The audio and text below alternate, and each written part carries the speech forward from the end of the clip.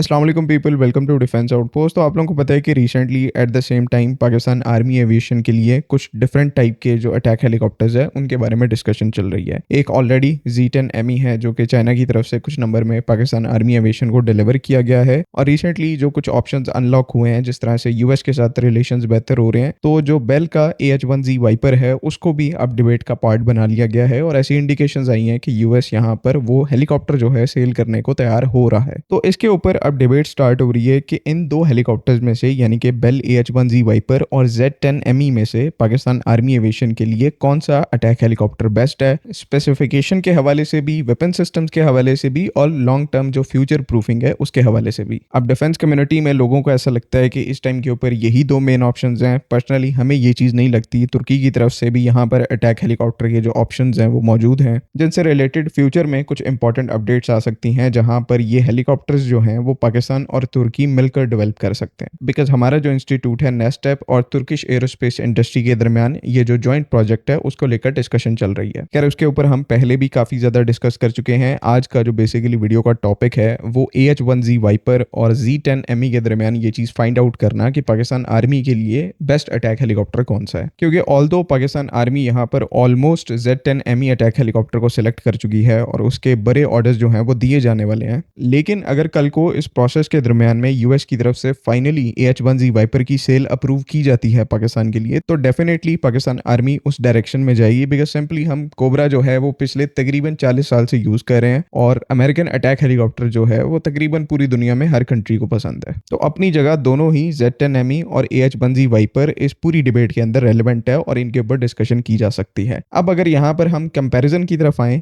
AH-1Z wiper और Z10ME के दरमियान, तो वैसे तो यहाँ पर इन दो हेलीकॉप्टर्स के दरमियान कोई कंपैरिजन बनता नहीं, बिकॉज दोनों ही यहाँ पर बहुत ही डिफरेंट कैटेगरी के अटैक हेलीकॉप्टर्स हैं। AH-1Z वाइपर जो है वो हैवी कैटेगरी का अटैक हेलीकॉप्टर है, और जो Z10ME है आपका वो लाइट टू मीडियम कैटेगरी का अटैक हेलीकॉप्टर है। अब हैवी कैटेगरी होने की वजह से डेफिनेटली जो AH-1Z वाइपर अटैक हेलीकॉप्टर है वो साइज में बड़ा है, उसका एयर फ्रेम बड़ा है, उसके अंदर पावरफुल इंजन लगाए गए हैं। तो इस हेलीकॉप्टर की यानी कि AH-1Z वाइपर की जो फिजिकल स्पेसिफिकेशन है, यानी कि स्पीड, एंड्योरेंस और रेंज, ये Z10ME से हर मामले में बेहतर होने वाली है। बिकॉज जैसे पहले बताया कि हैवी कैटेगरी का अटैक हेलीकॉप्टर है, बड़ा एयर फ्रेम है, उसके बाद पावरफुल इंजन है, तो ज्यादा फ्यूल कैरी कर सकता है, ज्यादा स्पीड तक अपने आप को पुश कर सकता है। तो ये जो फिजिकल कैरेक्टरिस्टिक्स हैं, इनको बजाय कि मैं आपको नंबर्स को मेंशन करूं, इनमें ज्यादातर कैरेक्टरिस्टिक्स में जो अमेरिका का AH-1Z वाइपर अटैक हेलीकॉप्टर है वो बेटर होने वाला है। लेकिन अब यहाँ पर ऐसा भी केस नहीं है कि हर मामले में ही जो AH-1Z वाइपर है वो Z10ME से बेटर होगा। Z10ME के पास जो सबसे बड़ा एडवांटेज है बेल AH-1Z वाइपर के अगेंस्ट में, वो इसके सेंसर्स और इसके डिफरेंट टाइप के वेपन सिस्टम्स हैं। American AH-1Z Viper attack helicopter की बात करेंगे तो जो इसकी primary air to ground missile है, सबको यहाँ पर पता ही होगा कि AGM-114 हेलफायर मिसाइल है, और इसको ऑलमोस्ट हर यूएस मिलिट्री का जो अटैक हेलीकॉप्टर है वो इस टाइम के ऊपर यूटिलाइज करता है। नंदलेस यहाँ पर एक केपेबल मिसाइल है, प्रूवन मिसाइल है, बहुत टाइम से इसको यूज किया जा रहा है, और तकरीबन ऑलमोस्ट यहाँ पर 11 किलोमीटर की रेंज के साथ आती है। लेकिन मसला यहाँ पर यह है कि ये सिर्फ एक ही मिसाइल है। इसके अलावा यहाँ पर AH-1Z वाइपर जैसा अटैक हेलीकॉप्टर और कोई दूसरी मिसाइल को फायर नहीं कर सकता, सिंपली बिकॉज यहाँ पर यूएस की तरफ से और कोई मिसाइल ऑफर ही नहीं की जाती। अब वो यहाँ पर different air to ground missiles के अंदर काम करने लगे हैं, लेकिन देन अगेन वो इस टाइम के ऊपर अपने डेवलपमेंट फेज के अंदर है। चाइनीज Z10ME अटैक हेलीकॉप्टर के अंदर क्या है कि आपको एक बहुत लंबी चौड़ी लिस्ट मिल जाती है एयर टू ग्राउंड और air to surface weapon systems की, जिनको आप Z10ME से फायर कर सकते हैं। इसमें यहाँ पर लेजर गाइडेड से लेकर फायर एंड फॉरगेट मिसाइल्स हैं, और उसके बाद इवन जो non line of site missiles हैं उनकी भी सपोर्ट Z10ME के अंदर आपको देखने को मिलती है। जो यहाँ पर सबसे फेमस मिसाइल है जो कि पाकिस्तान के Z10ME के साथ भी देखी गई है, वो CM-502 KG मिसाइल है, जो कि 25 किलोमीटर की रेंज के साथ आती है और beyond line of site target को हिट करने की कैपेबिलिटी रखती है। अब 25 किलोमीटर यहाँ पर ऑलमोस्ट एक स्टैंड ऑफ रेंज है किसी भी अटैक हेलीकॉप्टर के लिए, यानी कि आपके Z10ME अटैक हेलीकॉप्टर को जो थ्रेट जोन है उसके करीब जाने की भी जरूरत नहीं है। ये बहुत पहले से ही अपनी जो मिसाइल्स हैं, वेपन सिस्टम है, उनको एम्प्लॉय करने की कैपेबिलिटी रखता है। इसके अलावा भी यहाँ पर और बहुत सारी मिसाइल्स हैं, जिस तरह से HJ-10,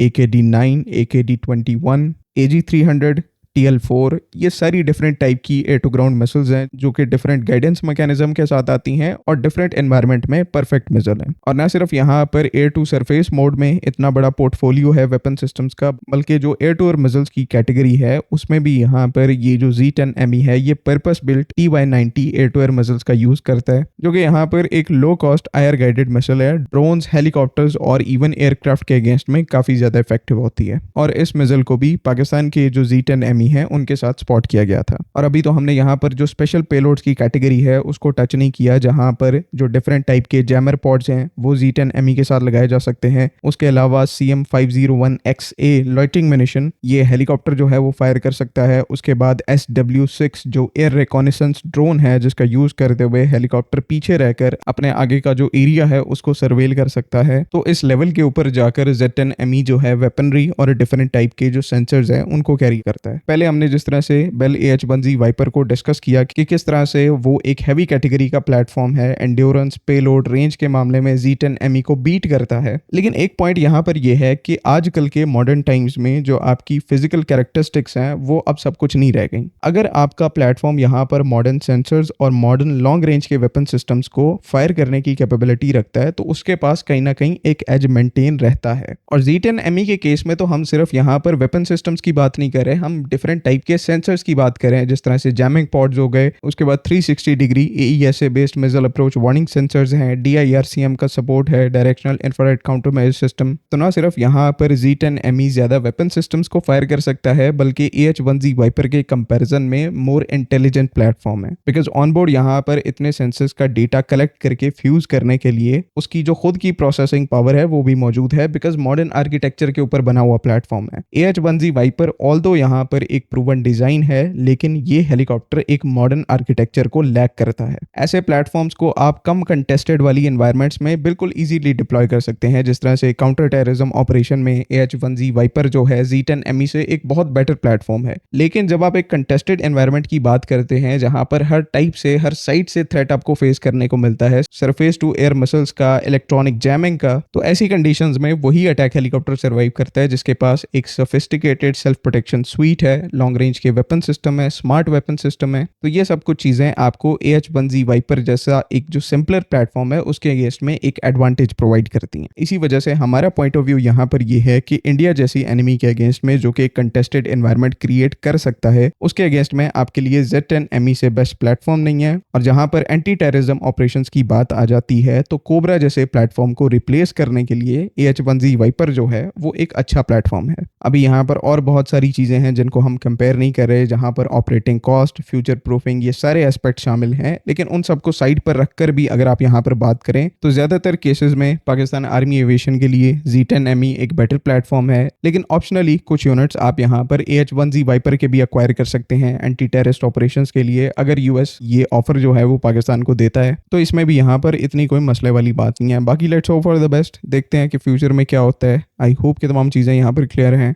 अगली वीडियो तक के लिए अल्लाह हाफ़िज़। पाकिस्तान जिंदाबाद।